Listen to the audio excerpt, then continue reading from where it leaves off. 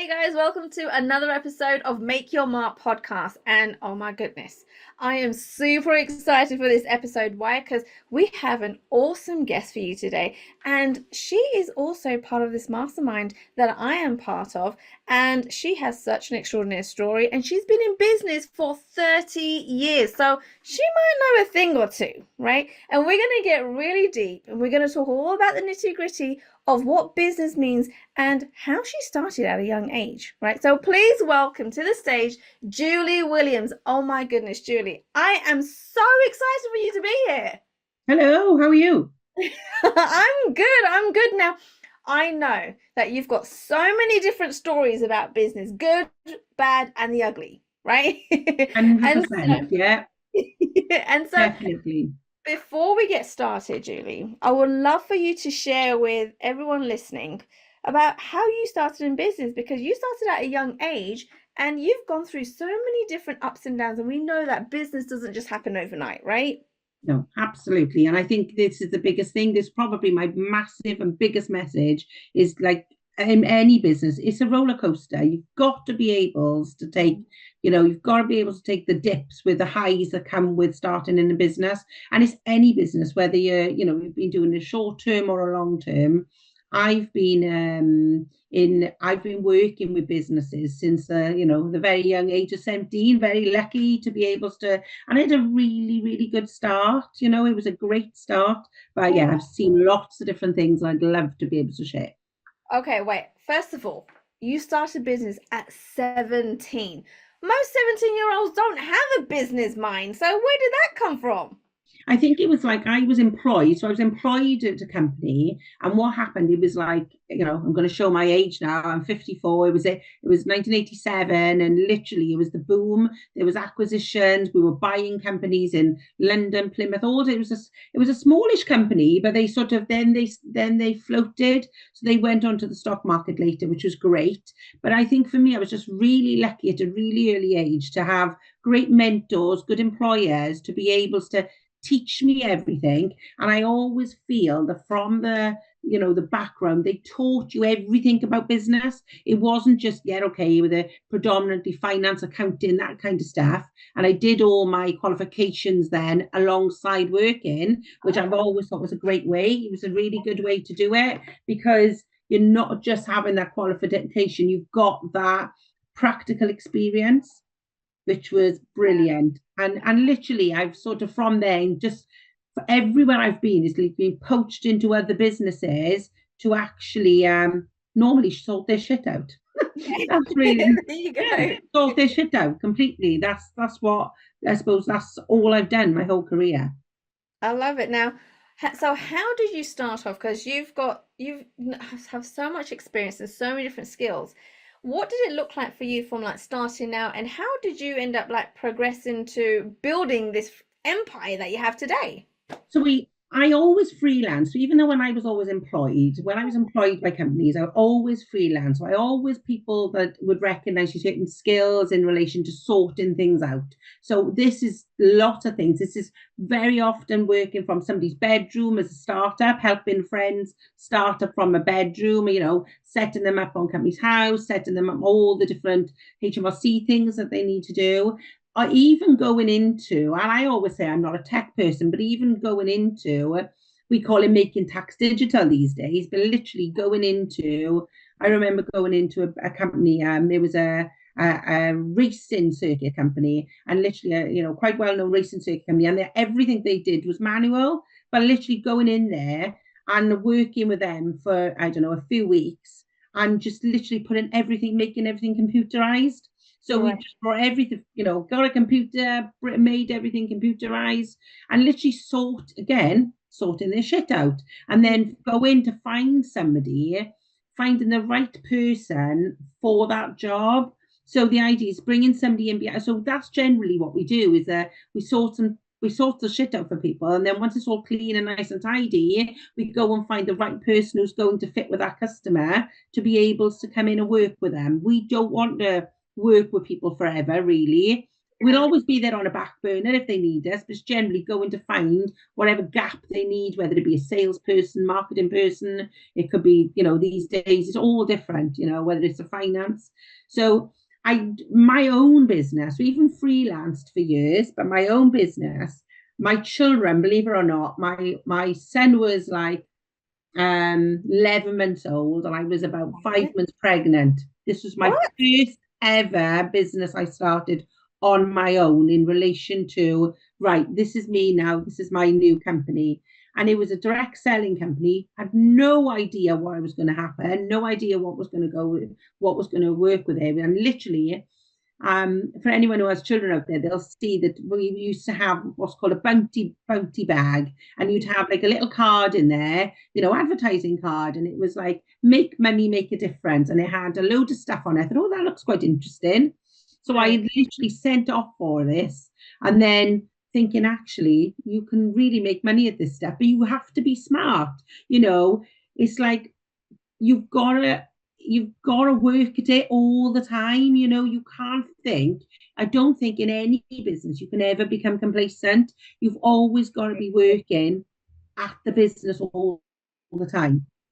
And that business is still running 18 years down the line. It's really passive now. I do a couple of trainings each week on it. And that's really it. It just works in the background. And it's 18 years in where I've always, one of the biggest things I've said is I've always done the follow-ups and always been that person to keep my name on their desk. So if, I will reach out every sort of quarter, every 6 months, just to say how they're doing, drop an email. So, I was around well before the social media, different stuff and things, but it's not easy, is it? The idea is that, again, it's the fact that you've got the hurdles, you've got to be prepared for them. And when you can put some processes and different stuff in place, then it does really help. It does help. Yeah, definitely. Now, so when you first started your business, you were wearing all the hats in your business, right? You were doing it very all. much. Yeah.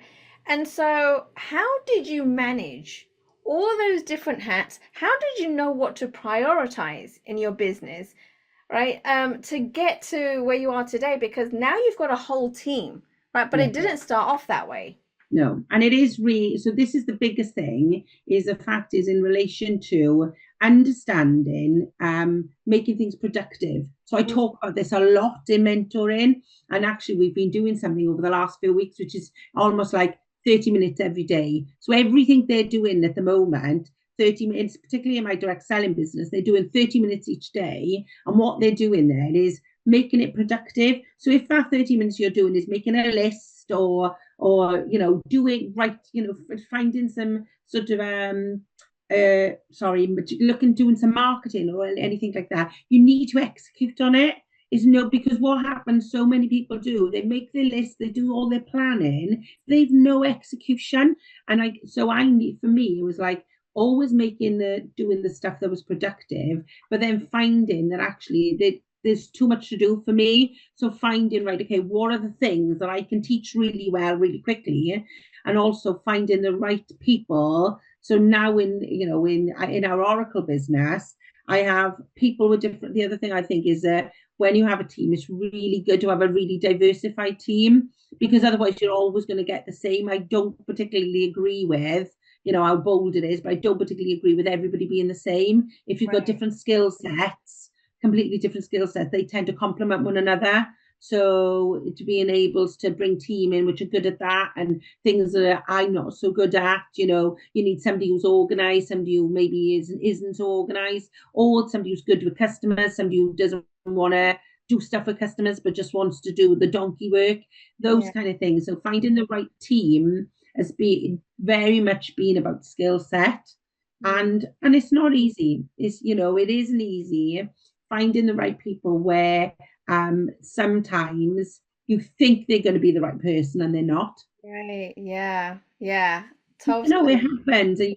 You think they're going to be the right person and they're not always the right person. Absolutely. And so I want to take a couple of steps back here, Julie, right? Because you said you started this business, right? when you're young, you had an 11-month-old and you were pregnant. I Yeah, think everyone's thinking that's a mad idea to start a yeah, business, right, whilst you're pregnant and got a little one. Like, again, right? So you're a mum, right? You're starting a business, you're new to this, you're figuring it all out. What kind of, like, what happened for you to think this is a brilliant idea and I need to start right now? now, so the biggest thing is identity, massive. The reason why, and I see this a lot in mentoring, is that I had my two children, obviously was about to have two children, 15 months apart. And I've honestly felt like, don't get me wrong, I love being a mum and being a new mum and everything. It was great. However, a very personal story here. I had my son in the July time, and then I lost my 28-year-old brother 3 months later, and I almost lost my identity a little bit because everything was it was very raw, it was very quick, and Mm. almost like so I needed my identity. I needed something for me. So I think a lot of people sometimes, even though we want to be, we want to be a good mom, we want to be parental and all those kind of things, but actually it is really important. You're a better person and a better mum if you have something for you. You should always put yourself first. And literally, I needed that identity. And I never ever thought, right, okay, I could grow this business to whatever it was. But this particular business now is taking me all over the world. I've been to loads or travel, loads of different stuff with it. And I'm always grateful for having that time out. It just made me a better person, being a good mum, and but you don't have to be there all the time. Also, what it does do is shows your children that it's okay for mum and dad to have adult time. It's okay for mum to have a career. I think it's, the things that you sort of grow up with, that's really has helped my children, because my children now, they're teenagers now, and these are the hardest years, trust me. The teenage years are far worse than any toddler years. Oh my God, big time. They're so much harder, but Mhm. actually it has given them a grounding of understanding that it's okay for mum to be independent, you know. Yeah, no, I So love that. I love that. And so a lot of mothers out there, right? And I hear this again and again.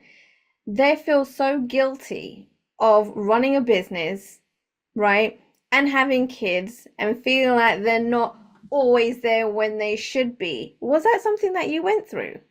Um, definitely, and I see it a lot, 100%. I think you do feel that, you understand that your children really want you around. They don't want you to be Mm. buying them stuff, all the different things. But I think it's finding the balance. You really need to find the balance of like, and even now, even the family time now is really important. Like my children are, more grown up now, but they still both live at home. It's still all about finding the balance of those things. The mum guilt comes from what I tend to sort of compensate that with is actually, I personally, as growing up, I never even went abroad until I was 19. I was 19 was the first time I went on a plane at 19 years old. My children have been like all over the world. They've visited Dubai, we've been to Australia, all the different places they've been. I never would have been able to do that if I didn't have a career and run my own business. So I never feel the guilt of actually working and maybe, right, okay, mum's going to be away working or whatever, is compensate. But actually, this is the lifestyle that I've been able to provide for you. And actually, as I said, it's totally back to independence again. Now they're both independent. They've both like to travel. They both like to do those things. But like, it was things I never did when I was young. I didn't know that. But I think that really does help when you have that mum guilt, that Mhm. mum guilt of being home. And this is that's what compensates for it. And I think people, I wish more people would keep that in their minds. Actually, we can do this weekend because this is what my business or my career or whatever has paid for. Yeah, no, I love that. So, yeah, 'cause you're building a life that you want with your family, but at the same time, in order to live that life and have that life, you got to make sure that you're actually working and bringing in the money to be able to do all these things and travel, right? So that's awesome. The fact that your family have been able to travel all over the world because of your business. you know what, Kay? Honestly, now it's exactly the same as business in a way. When we're in business, we create a culture. We create Mm. a culture in our business that we like in relation to how we work, all different stuff. And if you create, people might not agree with me. Yeah, okay, it's a little bit softer in business. But if you create that, you're creating a culture within your family. So movie nights and different stuff like that. Nothing is mundane because everything that you're doing is special in the Mm. fact that okay, you're going to be away working, or I have to do this week. I never ever missed out on the important stuff. I mean, one important thing that I felt that I missed last year, being in the mastermind, my daughter had a prom, and I was obviously away in the mastermind thing in Vegas, and literally, I know that but we sat and we talked about it, and I didn't know when I booked the mastermind, the Vegas was it was Right. going to be a prom night. I had no idea it was going to be a prom. And she sat down and spoke to me about it and said, look, I am disappointed you're not going to be here. I am disappointed you're not going to be here. However, again, like the business, what you do, you have to find a contingency. If there's something you can't do in business, you find a contingency. So I made sure that everything was special. Her sister was here to do her hair. Her sister was available to take her. All those kind of things. Mm. So again, not that I'm associating my family to a business, but really, if you think about it in that way, there are similarities of how you run things. Right. Okay. Oh, see, I never thought of it like that. That's a whole different perspective Yeah, altogether. And yeah, it's funny, goes back to that saying that I keep hearing is how you do one thing is how you do everything. yeah, absolutely. And I just think for me is that, don't get me wrong, the thing is, as a parent, right? As a parent, we're not perfect.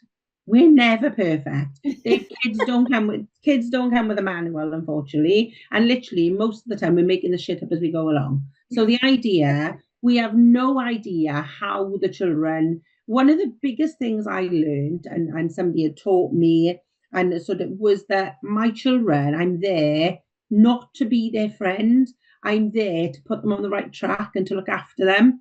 And that was a big learning curve for me because especially as a divorcee, do you know what I mean? I got divorced when my children were, I don't know, 6 and 7. So Oh, the idea, and I'm very fortunate. We had a really, really amicable divorce. There wasn't an issue behind it. Me and their dad still talk, and there was nothing. It was great. It went really well, and we're still friends, type of thing, which was fine. And I know it doesn't always work like that, but however, it did. Going through, like I said, it doesn't come with a manual. Children don't come right. with a manual. You just do the best you've got at that time. Yeah. That's just how, and it's the same as in business. But you've got to remember that, particularly from a business perspective, it's your responsibility. Your Mm. business is your responsibility. You hear me say all the time about owning it, all the time. I want people to own it. I want people to communicate. If you can't afford to pay someone, tell them you can't afford to pay them. Communicate with people. I want people to own it all the time because one of my big pet hates is blame factor. When Right. you see people blame other people for things that they haven't got their shit right in the first place. Yes. It's a huge thing where people will blame. Yeah, you see it all the time, constantly, right? Not just in business, but in personal life as well, right? Oh, massively. People will blame other people for different things. And actually, sometimes that's all come about self-reflection. You have Mm. to. I never ever. I almost like we all know our flaws.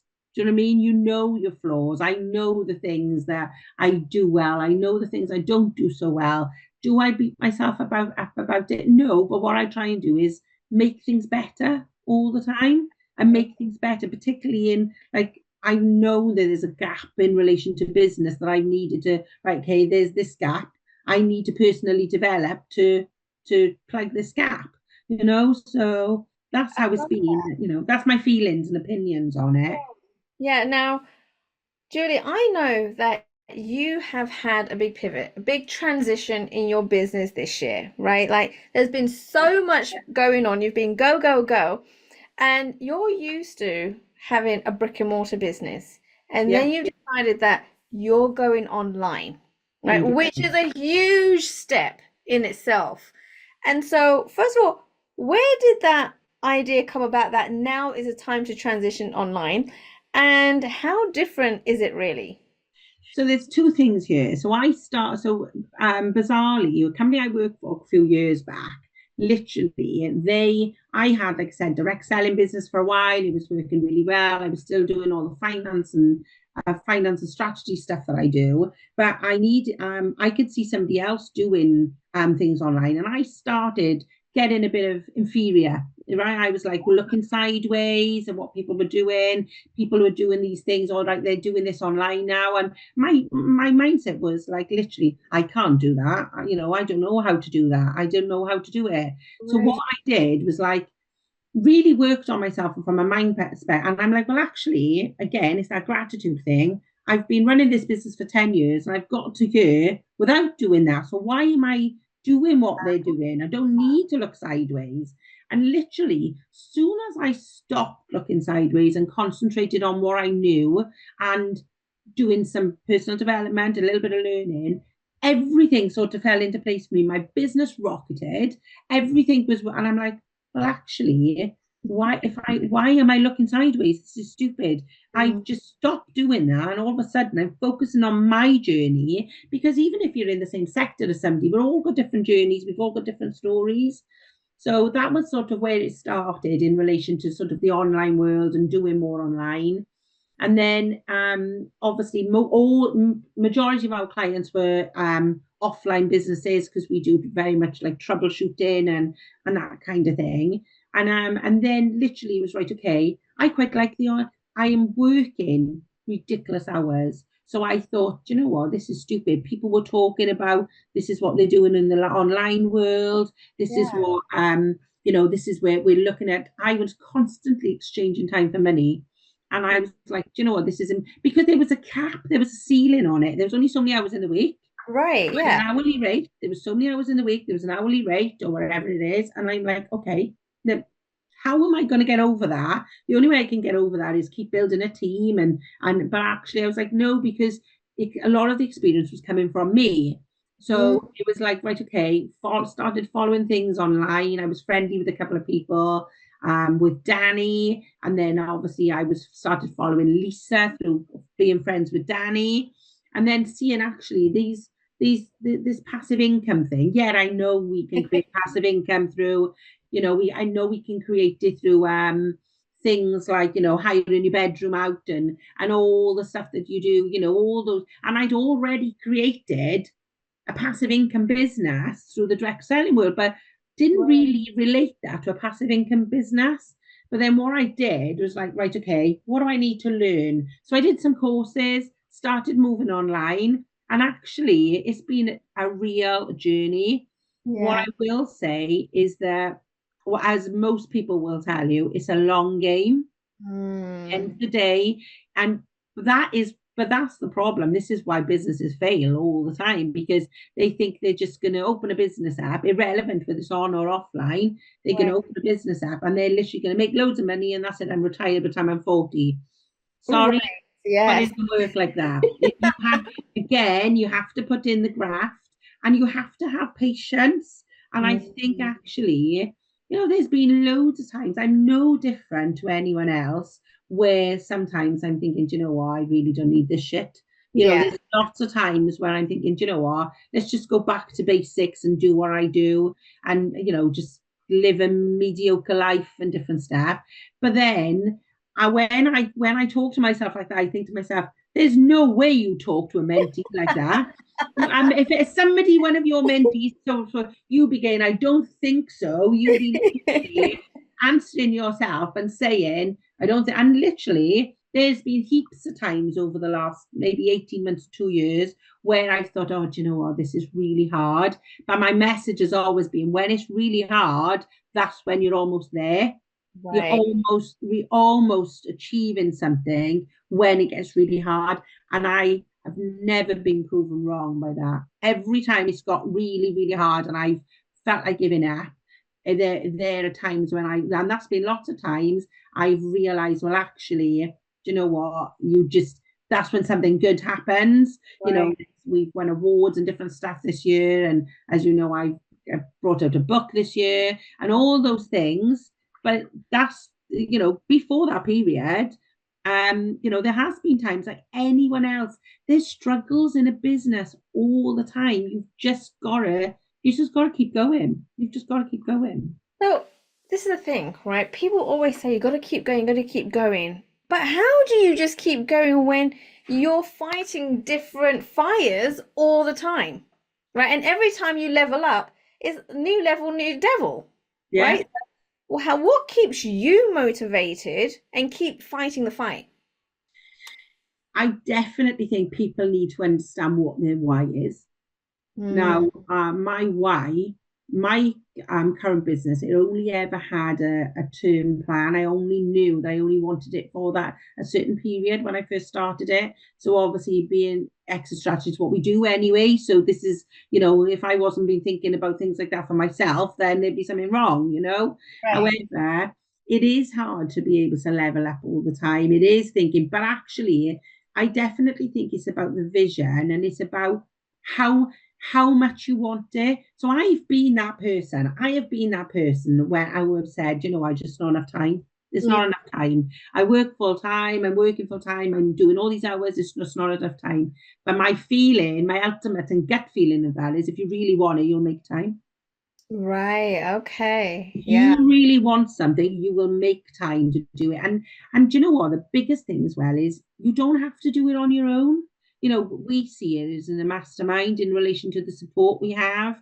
But I always feel really lucky. And actually, it's because I put myself out there in relation to networking and doing the different things that you do, that Right. you mustn't be afraid to ask for help. There's so many people. Sometimes I put a post out online, and then literally there's so many people that I know are relating to that post, Right. with whether it be about cash flows, whether it be, do you know what, I'm working my ass off, I don't seem to be getting any further, and all those different things. It's about finding what your why is. And I know for me, my why is a big why. I know what I want. I know where I want my business to be. And actually that's what drives me. That's what drives me. But can I ask, what is your why? My why is to be able to have financial freedom.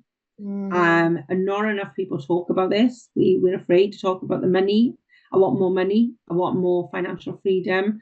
Money's always been a bit of it's always been a tough one. It's probably been one of my biggest mindset blocks, talking about money. Yeah, which is really, But you talk about money all the time. I thought now I do. Naturally. Now I do. Now I do. But before I never did. So it's all, and actually, again, I did a mentoring sort of session earlier on today, and we were talking about, traumas. Like I've expressed them tonight, traumas, whether they're little traumas or big traumas. Actually, you can't identify what's little and big, because what could be big for me could be really small for you. The end of the day, it's about the individual. And I've already, it's not the material things I want. I want financial freedom, but it's not to buy the material things. It's to live the lifestyle that I feel like I deserve.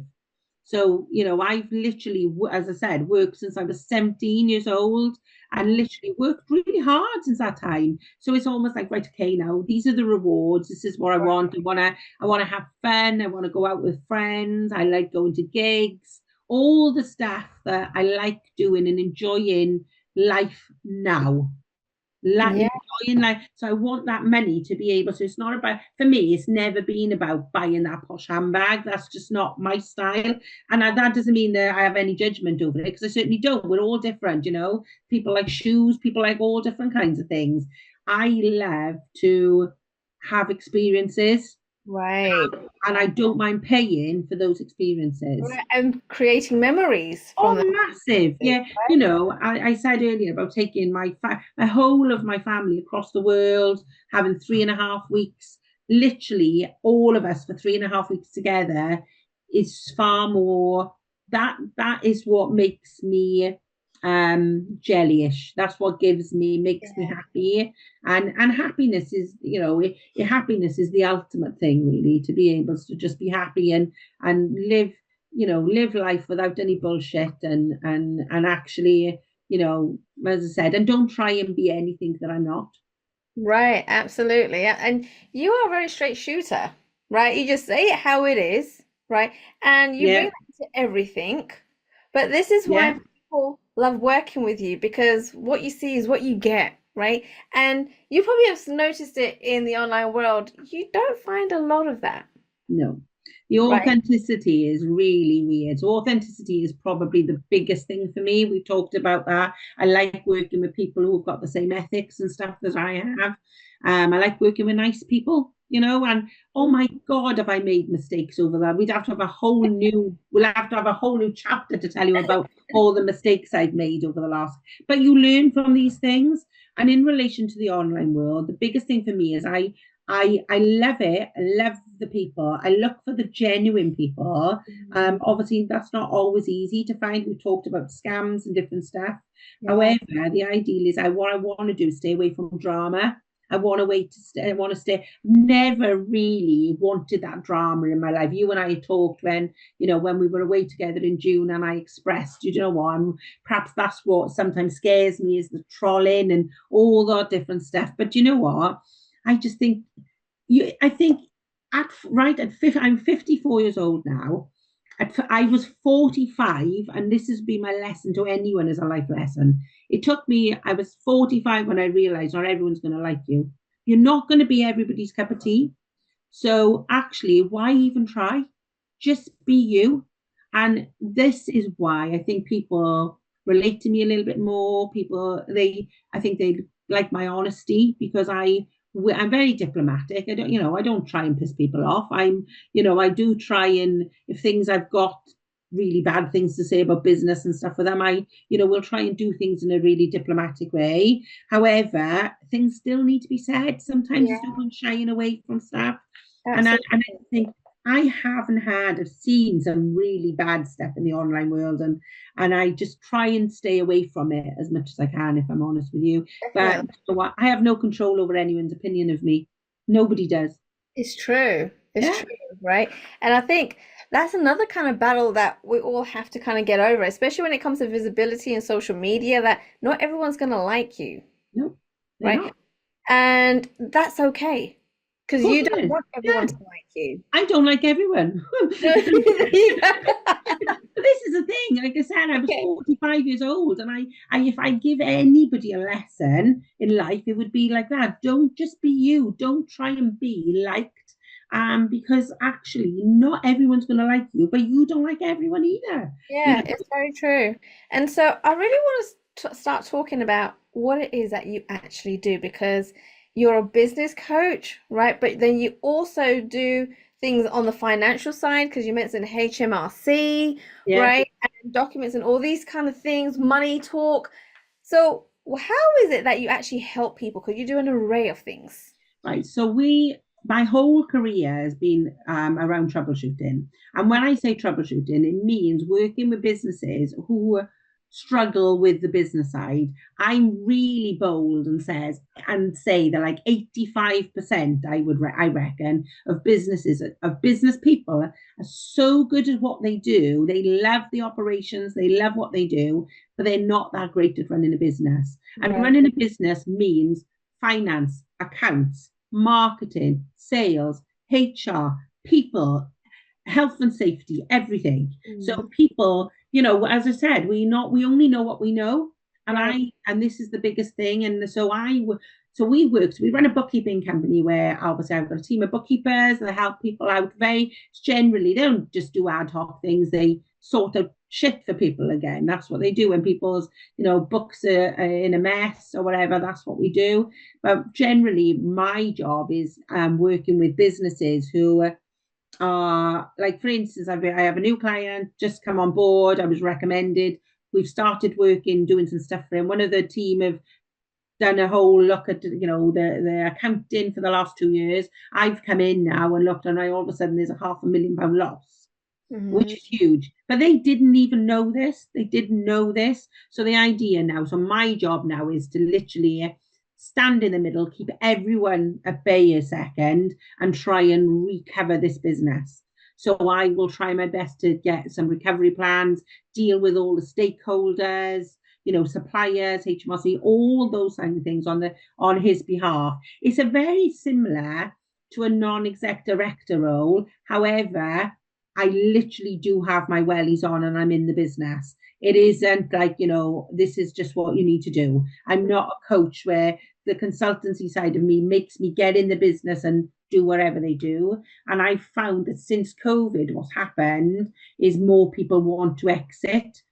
Ah, So we've had a lot more people in our world and in our business, and this is what we're doing more and more of now, is working on exit strategies for people where we will not look at anything unless they have to work for us for at least 18 months to be able to do the due diligence, everything on the business to get in a position of where it needs to be for a prospective buyer. And we've had really great success on management buyouts, joint ventures, and I've already got those. So I tend to do the team tend to look at the smaller end of stuff in relation to sorting and getting mhm. everything together for them in relation to people. They might have to put some HR things in place for them or whatever it is they need.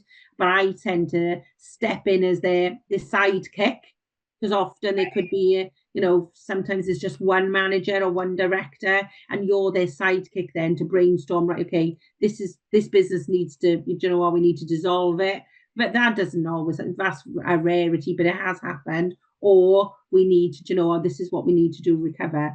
Very often, businesses, what I tend to find is that all the things that they think are wrong with their business. So Yeah. they'll come to you with a list of obstacles, all the things that are Uh-oh. wrong, right? Yeah. However, when you've done some company overview and exactly where they are, that Right. is not the case. Literally, they are the easy solutions. We put solutions to them, they're the easy parts, but there will be other things that they probably weren't aware of. Ah, okay. So what I'm hearing is basically you're able to identify where the gaps are, right? Very 100%. quickly.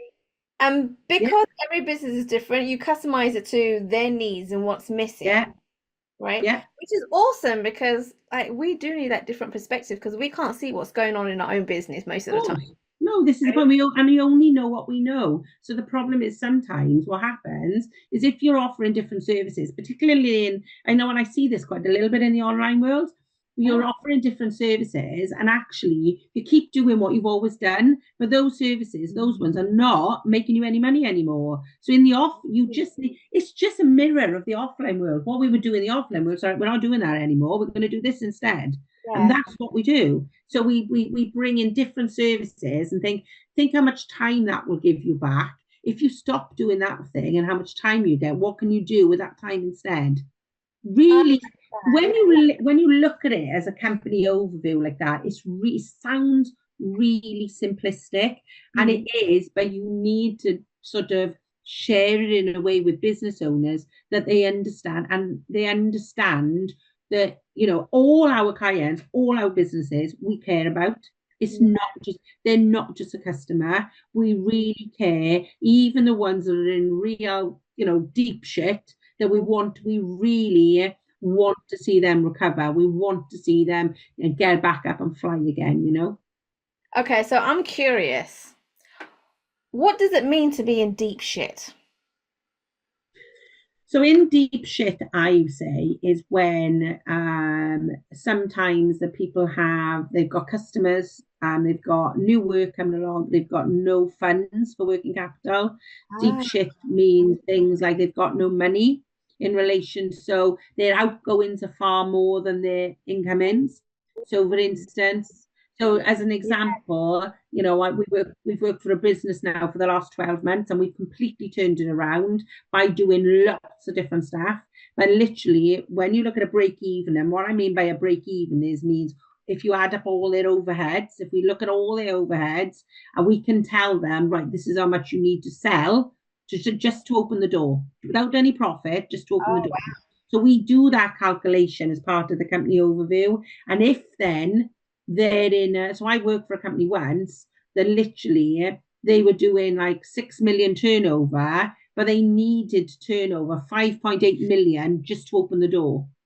Oh Well, wow. it's so that is so scary because actually, and that comes with sleepless nights and all, because Mm. particularly what happens is companies grow very quickly and they just chuck everything at it. There's no Actually, control over what they do. Yeah, they literally, we're growing really quick. Let's get new staff in, let's get this in, let's buy these new platforms, let's book a strategy week, all the things that you do, but actually, can your business afford it? So mm, deep shit is things like, very much is cash flow. But as I just said, we've got one at the moment where there's £500,000 loss, £500,000 loss. So yeah, now the idea is, right, how can we do things to this business so that doesn't happen again, and we turn it around in a year? It doesn't happen. It's like my business. It's a long game. It's yeah, you're not going to turn it absolutely. around in. I'm not going to get it right for him in a month. It doesn't work No, like that. that's right. We just have we It's map just out a like the way, plan. right. It's just like the way you were talking about in the beginning about raising kids. Having a business is like raising another Yeah, kid. It doesn't just happen, in a few months. It takes years to build an empire. yeah. You're nurturing, as I said, all those things in relation. And I haven't thought of it as much as that before, but you're nurturing the Yeah. business is like your child, you're nurturing that business. You have to, if it means we talked earlier on about, not going to events because cash flows. I'm not, do you know what? I'm literally not doing these next 3 months because I'm going to get my head down and earn some Right. money. And Yeah. actually, that's what people, and the problem is like that is that people they become habitual. They do things because they've always done it. So biggest thing in the online world, and this is huge for me, is people keep investing in lots and lots of things all the time without executing. So they keep Right. buying the next course, buying this, right? I'm going to go to their seminar, I'm going to go to that summit. And literally, okay, everything you should be doing should have intention. So Mm. when you're going to, and I'm going to be totally honest here now, when I've done summits and different stuff offline, a lot of the reason I've done is for visibility. I go to network and for visibility. I'm going to be honest with you. I'm there because I want to network. I want to make new people. I want to talk to people how they feel about their business. I want to learn more about the online world. So that's why I go. But so big time at the moment is that people are just buying the next course, moving from the next mentor to the next mentor, moving from the next mastermind to the next mastermind without actually realizing, do you know what? I need to monetize this. Yeah, absolutely. Oh my goodness, I love it. Now, I know, Julie, little bird told me that you have a little gift for everybody. Is that I right? certainly do. Yes, I absolutely do. So tell us a little bit about Definitely. this gift. So I have a gift for everyone, and I actually have a copy right here. So I'm going to Oh. show you. So, as you're aware, in March this year, I Hmm. have my book that came out, Yeah. which is called This Is Your Business, Own It. I did say earlier about it being, I am a bit bolshy in the fact that I want people to take control and Yeah. responsibility for their own things. I've had some great feedback on it. It's very basic from business in relation to it covers all things. It covers the things that I've learned in relation to, as I've said, about looking sideways, the fears that we have and what people's opinions are going to be with us. It covers things from marketing, understanding your financials, which is one of the most important things. It covers things a little bit like about time management and all that stuff. So I'm really happy to post it to anybody who wants a copy. It was a number one Amazon seller in 4 categories, which I'm really pleased. Yeah, I was very impressed with it. I think it might have been just a day, but it did knock profit first off for a day, which I was quite happy about. So everyone loves profit first, but it was really, and it's just basic. But the idea is the one biggest testimonial I had was from a bank manager I once knew, and they're retired now. But when they read it, they said to me they wish they'd had this book for all their customers. So Oh. that was like one of the biggest things that I sort of resonated with because, as I said, people go into business thinking it's going to be simple, and you do need to have all hats, and we only know so much. Yeah. So yes, it does sort of. I'm hoping well, I know that it does sort of tick those boxes where there's things that, people and I'm Oh, sure of. So yeah, it's I all love good. it. So how can people get their hands on this book? What do they need to do? So people can email me. People can send me an email at julie@oracle.wales, which is julie@oracle.wales. So if people mail me, I'm quite happy to send them a copy out in the post, and I'd love for a testimonial. That's all I want, is to let me. I don't care if they come back and say, do you know what, it wasn't for me, it was too basic, whatever it is they want. I'm really happy. And actually, this last weekend, it's been now we've been talking about money today. It's been quite exciting because I literally have all in my head. This is sort of the next thing. I haven't even talked to Abby about this yet, but I really want to have this is your money, own it. That's what I want to be next. So yeah, I'm already thinking of number 2. Oh my God, I love it. I love it. So you're It'll be good. always thinking ahead. That's another thing that we all need to do as entrepreneurs, thinking ahead. What's the next thing, right? Yeah, And 100%. being creative. Creative. Yeah. I love it, guys. Listen, go and get Julie's book, right? Go and get it because you're going to learn so much. Reach out to her. I'm going to put all the emails and all of her social media in the show notes. So make sure you go and check them out. Follow her. See what else she's doing because she's constantly go, go, go, as you can already tell. But Julie, thank you so much for coming onto the show. So many golden nuggets in such a short amount of time. Thank you. You're more than welcome, and it's great to have me. Thank you so much. It's brilliant. I've really enjoyed it. Me too. Oh my goodness. Thanks for listening to Make Your Mark podcast at www.makeyourmarkpodcast.com. Make sure you hit that subscribe button so you get this and every other episode that comes out. We have lots of great stuff coming, so make sure you hit subscribe so you don't miss it. And thank you in advance for all the reviews and comments. I appreciate it so much, and I look forward to serving you in next week's episode.